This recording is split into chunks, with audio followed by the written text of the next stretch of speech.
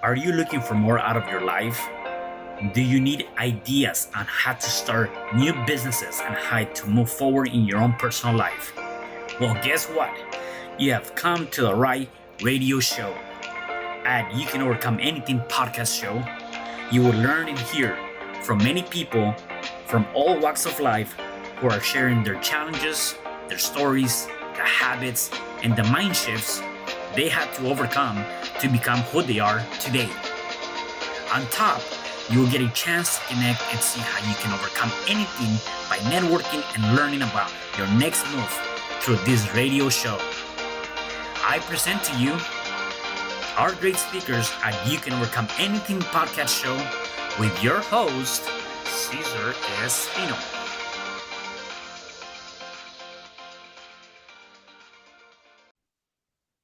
Hello there, and welcome back to another episode of You Can Overcome Anything podcast show. It is your host, Cesar Espino.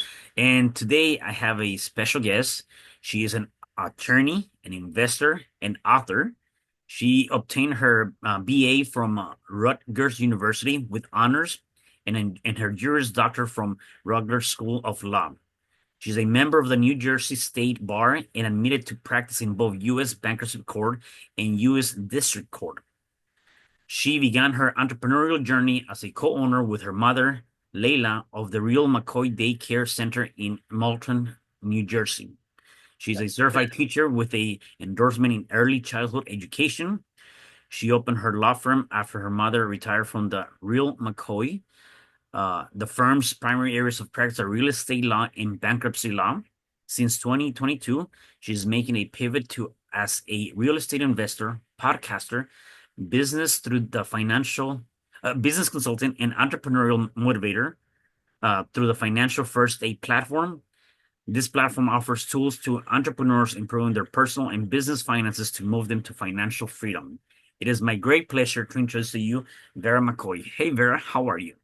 I'm doing well. Thank you for the introduction, Caesar. It's great to be here. Yeah, definitely. Yeah, I'm definitely looking forward to it. And definitely you've done a lot of things, and I want to learn about all those things and being involved in real estate investing and then in law and daycare, like so many things going on in your life, which is awesome. And I know that definitely was not something that was easy to get to, and it takes a lot of determination. So I want to get there. Before I get there, though, tell me a little bit about your background and your upbringing. Where are you originally from? Well, I'm from Philadelphia, Pennsylvania. That's where I was born and raised. And then when I was 13, my parents moved us to a town that's a little town nobody ever heard of. Well, at least I had never heard of in New Jersey. And I still live in New Jersey now. I like the area that I live in, but it kind of started for me, I think, just looking at my father and mother. They were their own bosses. They were entrepreneurs. And as a child growing up, you don't think of them as entrepreneurs. You just see what they do. And so my dad had his own meat business, and my mom was like the accountant, secretary. She did all the background administrative stuff. So I saw them work together as a team and really grow their business. And it was just kind of from watching them that I thought, wow, this would be a great way to kind of spend my adult life, because then I wouldn't have to answer to anybody. I love that. It wasn't exactly easy, but it happened that way. So Yeah. We as growing up, we always have the idea. As you said, you see your parents are doing something, and you say, I kind of want to do that," or you have this idea of, when I grow up, I want to be, a lawyer, a doctor, or whatever that might be. Um, exactly. for you, was it really just, based on seeing your parents, it's like, no, I really want to do whatever it is that they're doing, or being my own boss, or you had a different idea of becoming something different?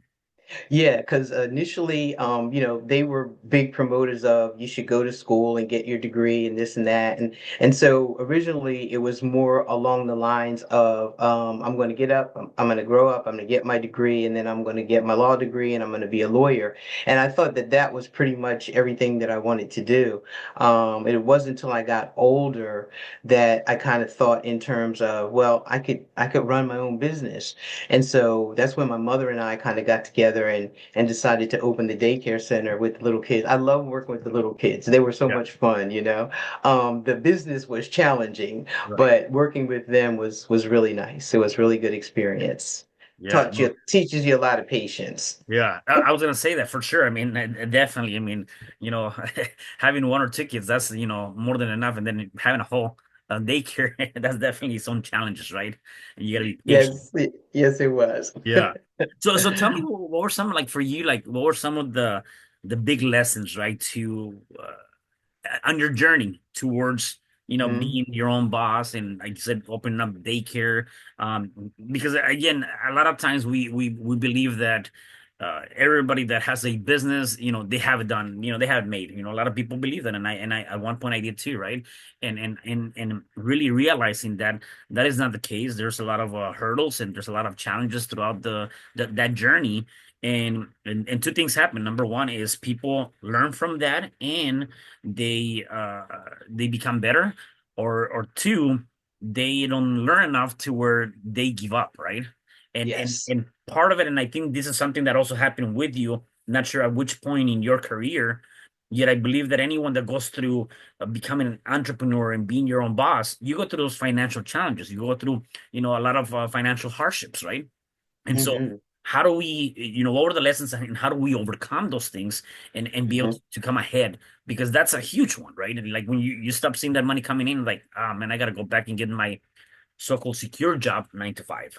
Yep, absolutely. Yeah, because during the time that my mother and I were in the daycare business, um just kind of before we decided to close it, we went through a bankruptcy, and that was really, really difficult. And I think that's kind of what sparked my interest in practicing bankruptcy law. But the experience that I learned really from was going through that and learning resilience. We were struggling because we had spent a lot of money to set up the business, to the building that we bought was not originally built as a daycare, so we had to retrofit it for that. Of course, there's all these state regulations Mm. and whatnot. And then when after we opened, we sat for a good 2 months trying to get customers. And with all that being said, we were using our credit cards to keep us afloat. And so, once we got started, we were doing really well, but we had already built up a lot of debt doing that. And as you say, you learn from it or Yeah. you stop. Right. So we were fortunate enough to get through it. And once we got through it, we were okay on the other side of that. But the lesson that I really did learn from that was um, if you're going to have to use credit cards to kind of finance your business, because like you said, a lot of people go through those hard times when they're starting a business. Um, Really, what I would recommend is as soon as you can get them paid off. And you can, there's different ways to pay them off. And then the second thing I really think I learned from that experience was that if you're starting a business, do a little bit more planning. I think we didn't plan enough for some of the obstacles that we were going to encounter. And then part of the plan, really, to me, should be that you put some money aside as much as you can so that when you start running into all these difficult problems, you have a cushion for yourself. And that's really kind of what the financial first aid idea is about, trying to get entrepreneurs to understand, let's see how we can get you in a safe place so that you don't have to fall into bankruptcy. What are the steps that you can take? My core customers are newly started entrepreneurs, people who are trying to start their business, and then also older people who have a wealth of knowledge and experience. I really want to help those people that are either retired or semi-retired to take their wealth of knowledge and really use it in an effective way to help entrepreneurs. Wow. No, that's huge. There's a few things that come to mind, and I think it's important to kind of review them. And you said obviously you guys had to go through your own bankruptcy, and then because of that, you kind of started learning that and practicing that. And it's interesting. I think that a lot of people in our space, in our field, when we go Mhm. through something, we always said, I'm doing this for me, and then from that.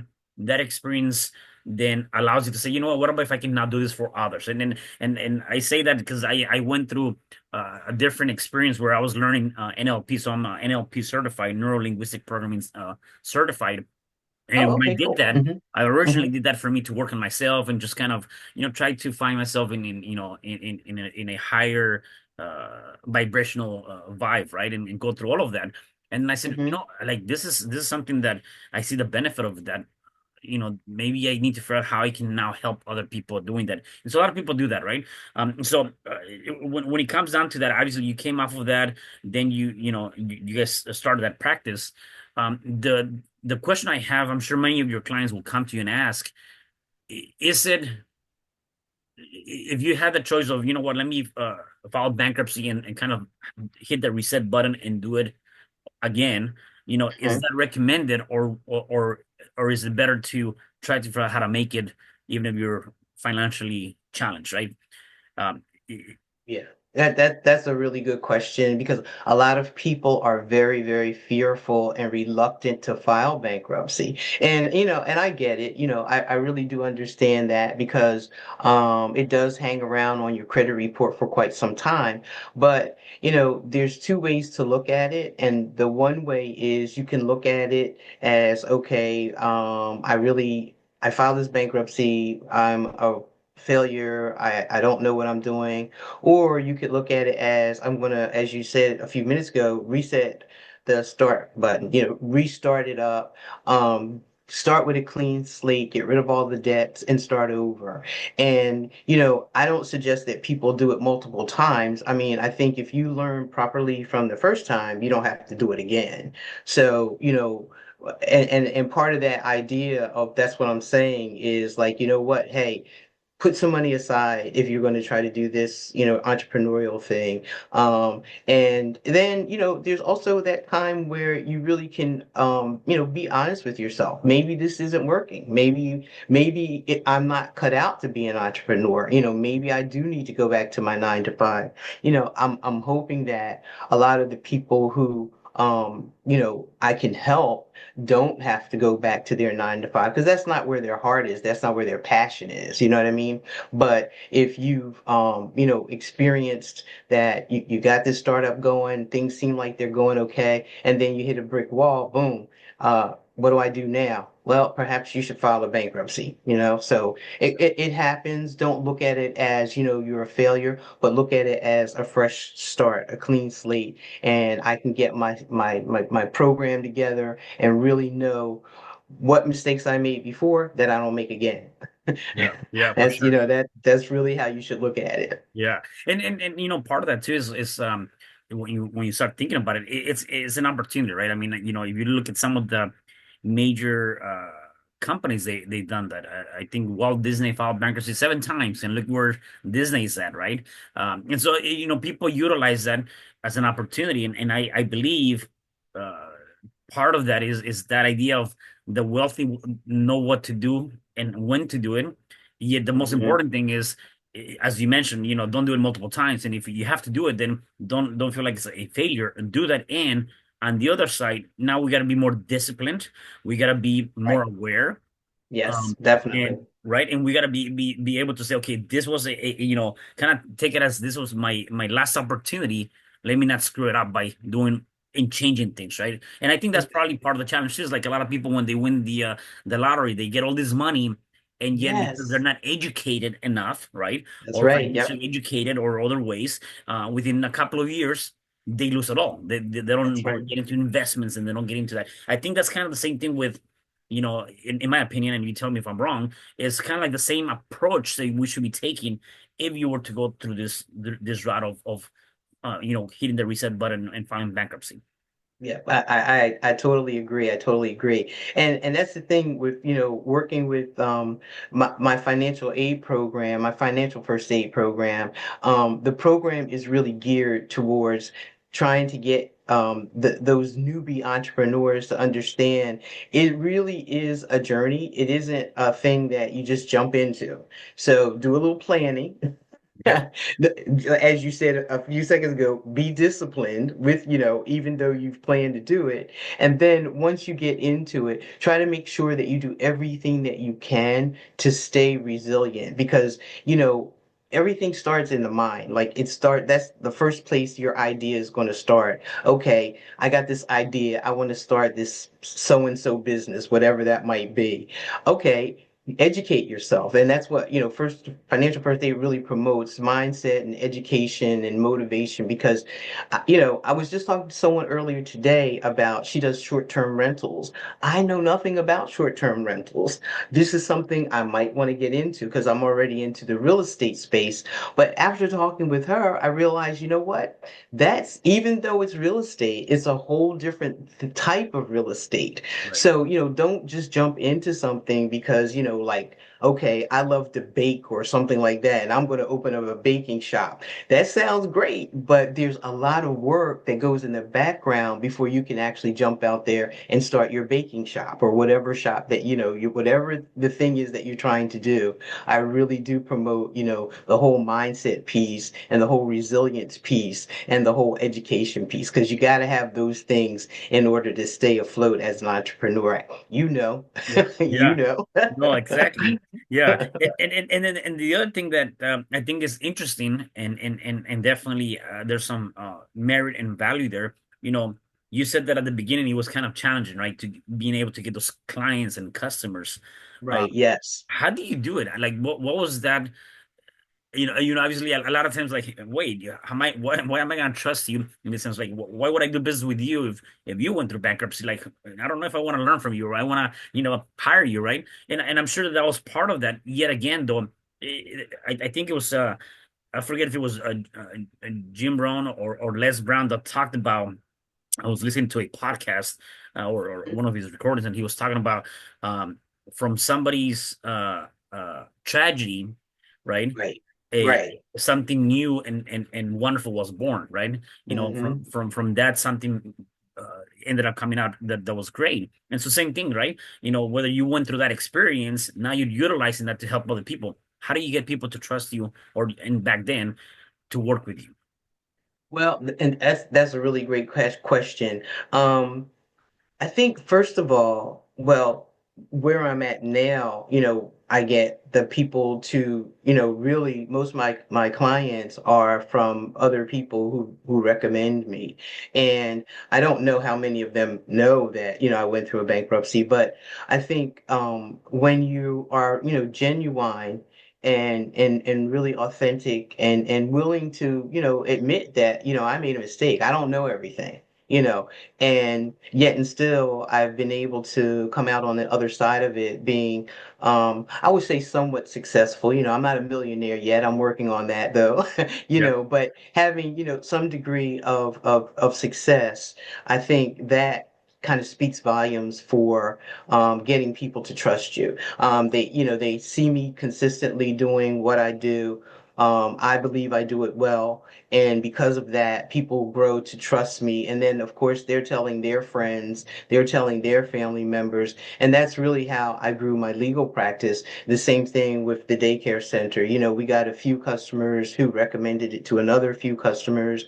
And then over time, people, see that you're consistently doing what you do and you're not going anywhere. And that's how they kind of what's the phrase? They have to know, like, and trust you in order to do Mhm. business with you, and that's what ends up happening. So I think a great deal of it is just being consistent. Being consistent, people seeing you, and then they will grow to trust you and know you, and then trust you. That's huge.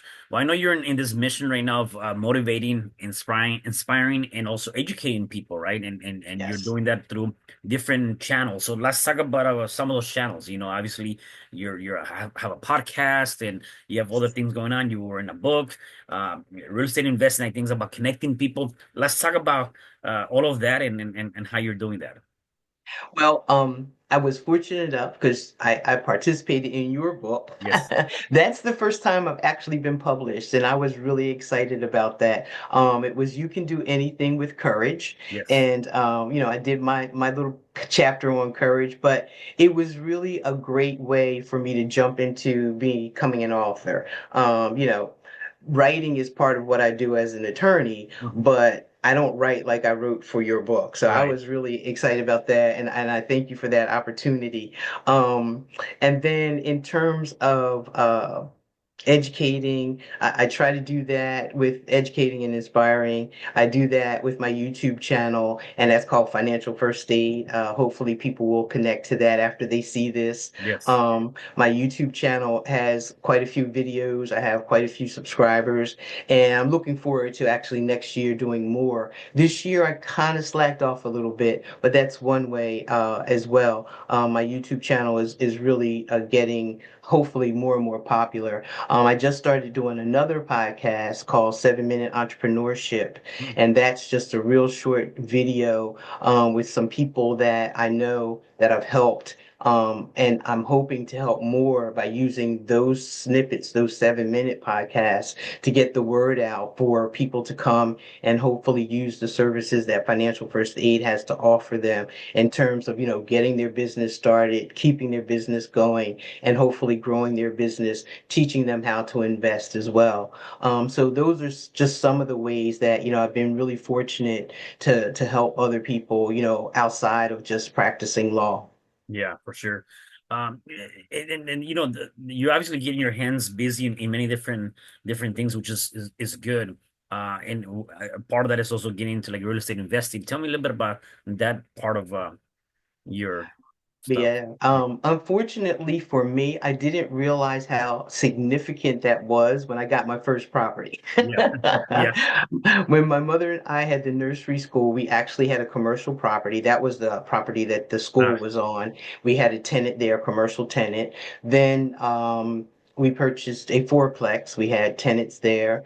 And then after that experience, I kind of like said, nah, I don't want to be a landlord anymore because it was such a bad experience. yeah.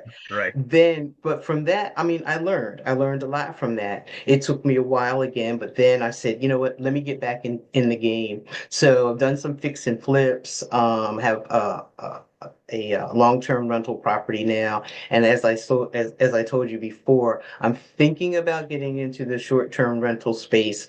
I'm not quite sure yet. Yeah. Right. But that, I mean, real estate investing just involves a lot of moving parts because as you say, you have to connect people. So I have to connect with investors who, provide capital for purchasing the property. I have to connect with realtors who help me find the property. Of course, I have to connect with, sometimes I don't deal with a realtor. Sometimes I'm just dealing directly with the seller or the buyer or whatever the case may be. So it's just a lot of moving parts, and keeping those moving parts in the right space and keeping them in order is challenging, but it's a good challenge because at the end of the whole process, either, I have a property that I redid, and that's the part I love. I love to take what it looked like before and then look at Yeah. what it looks like after. That's the part I really like. And then fortunately I've been able to provide, some housing for some people, which is that means a lot too as well.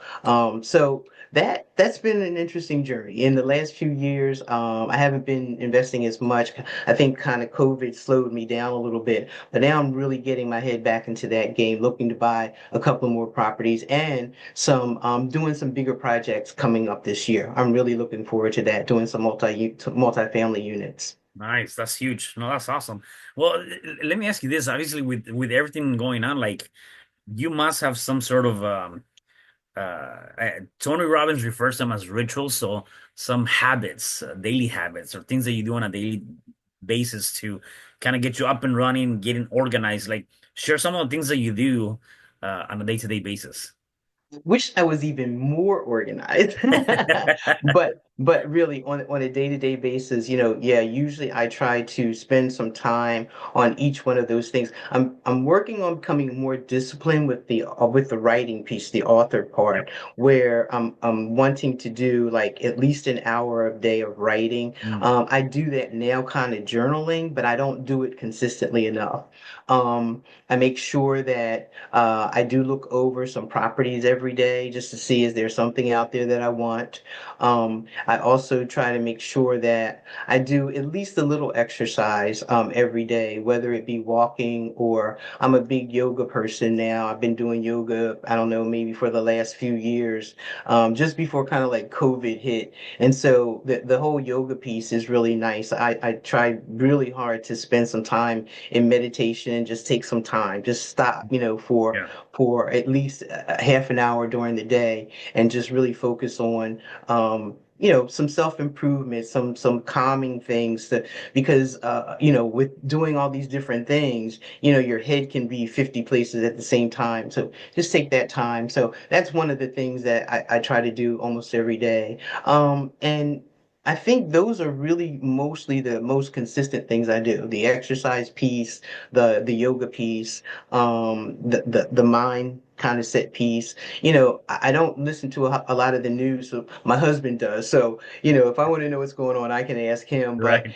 I find that I try to stay away from like negative people and negative thoughts and negative things. And that is one thing that I'm really guarded that way. When you get around people who are not, I don't know, I guess entrepreneur friendly, I'll put it that Yeah. way. Yeah. They will tend to say, well, why are you doing that? Or what's the purpose of that? Or aren't you afraid of that?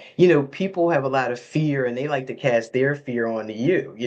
So I work really hard at staying away from those things. And I guess that may be a ritual. I don't know, but I I think know it is. Yeah. there's certain things that I really try to implement on a daily basis to stay in a good place. Yeah. Well, there's definitely two things that I want to add to that. Number one, everything you're doing, while it might seem like it's very insignificant and very small, I think it's so Mhm. critical, right? And again, is those little things that are challenging for us to do. Like maybe, hey, let me go around the block for 5 minutes, right? It might be something like very Exactly. simple. You don't even have to run, just like walk, right? Yep. People just Yep. won't do it. We tend to not do the things that are very simple because we get lazy or we'd rather sit on the couch and watch TV or whatever the Yes. case may be, right? And so Yep. we got to recognize that even those very small tasks Hmm. can be instrumental to our growth and to our future. The Yes. second thing is, uh, I think what you mentioned is huge, and I do believe those that are watching need to really understand that. And what you said, like you don't really watch TV. I don't watch TV myself either. I stopped doing that for a long time, and part of that is because everything that we hear and everything that we see is some sort of program. We're being programmed somehow, and Hmm. which is interesting. What you mentioned is that people they have the fear of the unknown or the fear of this or the fear of that. Yet watching TV or watching the news, all they're inducting in us is fear. Fear of Exactly. the world's gonna come to an end, like tsunami Yeah. and I don't know where. Like this is a true story. I was up in San Francisco uh 2 weeks ago, I think, or 3 weeks ago. I was doing a Hmm. multifamily real estate investing seminar. And Mm. anyways, there was a big earthquake, 7.4 earthquake. I didn't feel it, but there was a big Hmm. earthquake. And then all of a sudden I get the Amber Alert and say tsunami warning. And there it was all over the TV. Nothing happened, right? Like there even before starting, I think media, society tries to put fear and that's how we're essentially programmed, right? And so Ram. I Yeah. think that's huge when you say, we got to be very mindful of the people that we Hmm. hang around around with, and also be very mindful on the things that we listen to, the things that we read. I think listening to podcasts like this, to your subscribe to your YouTube channel, there's a lot more benefit to do that than doing some of the other things that society wants you to do, right? Absolutely. Absolutely. Yes, indeed. So I was so glad and honored to have you on my podcast. Yes. That was a great experience as well. Yes, it Yeah. was. No, definitely. Thank you for that. So, definitely have a lot of things going on. If people want to connect with you, find out more about what you're doing, how can they find you or connect with you? Well, they of course can go to my YouTube channel. It's Vera McCoy. I think it's Vera McCoy at 55 Financial First Aid. Um, they can also email me at vmccoy ESQ at financial, and then it's the number one, as just like in the poster here. Yep. And there's a dash aid.com. Awesome. Financialfirstaid-.com. Thank you very much. Yep, Yeah. I love them. I love your viewers and listeners to connect. And, even if there's something I can't help them with, I'm sure if we just have a conversation and I can motivate them or inspire them or educate them with something, it would be great. It would be a great experience. I'd love to have them reach out to me. Thanks so much, Caesar. I really Yeah. appreciate that. No, definitely. That's huge. One other question I have for you, for the people that are watching and listening to us, Mhm. if they're going through any challenge, whatever challenge that might be, what is one or a few things you can say to them so they can start overcoming that challenge? Well, I can repeat what we were talking about earlier, really try to stay away from negative people. There's always going to be some naysayers when you have an idea or a business or something that you want to start that seems foreign to them. And so, do the best that you can. I know sometimes you can't help it. Like if you're living with someone, I think there's a lot of times when a husband and wife don't see eye to eye on if one of the partners is, trying to start something. I know that that can really be challenging, but I think that if you can stay focused and you can keep yourself in a good mind space, I think that goes a long way to helping you overcome anything, Mhm. Yep. as well as achieving that, goal that you're trying to achieve. And then, like I said, earlier, if it really is something that is not for you, entrepreneurship is a journey that's not for everybody. Yeah. So if you can, take your time out and just really analyze what it is you're getting ready to do, just be educated before you jump into it. Learn what it is, the subject you're talking about. I have in one of the programs that I have for entrepreneurs, I really advocate investing, but there's all kind of investing. I happen to like real estate investing. There are people who are doing cryptocurrency that, they're doing great. I don't know anything about it, but I can direct them into that. There's people, even in real estate, there's so many different ways, you can invest. I ended up investing in a note. I didn't know anything about that. The gentleman that I partnered with, he helped me with that. When I got, like I said, my mother and I had our first multifamily. We didn't really know what we were doing, but after we got into it, of course, we learned. But Yeah.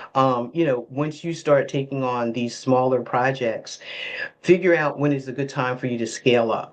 Don't kind of stay where you are. But all that comes with time, patience, and education. Yeah, no, those are definitely some good golden nuggets and a lot of great advice and a part of it, like anything, it really is that idea of being patient, Mhm. and not just go through the process. You got to learn through the process of where you're heading, right? So Absolutely. awesome. Absolutely. Well, Vera, again, it was such a great time having you here. Anything else? Thank Any you so last much minute for words that having you want me. to share before I let you go? Nope, I hope everybody that hears this, sees this, I hope you and I have inspired some people and really make them understand that, you know what, you can do anything. Yeah, You for can sure. overcome anything. Yeah, awesome. Well, thank you again for being here. And for the rest of you guys, thank you for listening and or watching. Do me a favor, please make sure that you guys share this message because definitely somebody needs to hear it. And I'll see you guys in the next episode. Thank you. Thank you. Hi, I'm Cesar Espino, real estate investor, business coach, and consultant, and author of the book, You Can Overcome Anything Even When the World Says No. My number is 424-501-6046. In my book, I talk about making the necessary changes to shift your mind for prosperity and certainty. Pick up your copy at Amazon. I also love helping families with their real estate and can purchase your house fast and all cash. Follow me on Instagram, Facebook, and LinkedIn. My number is 424-501-6046. Thank you for having me today. I am so glad you've tuned into this podcast. You can find me at your favorite podcast platform where you can like, subscribe, comment, and share. And to learn more about myself, my services, you can find me at www.cesarrespino.com, or you can also find me at your social media. Thanks for joining me, and I am looking forward to having you at the next episode. And know you truly can overcome anything.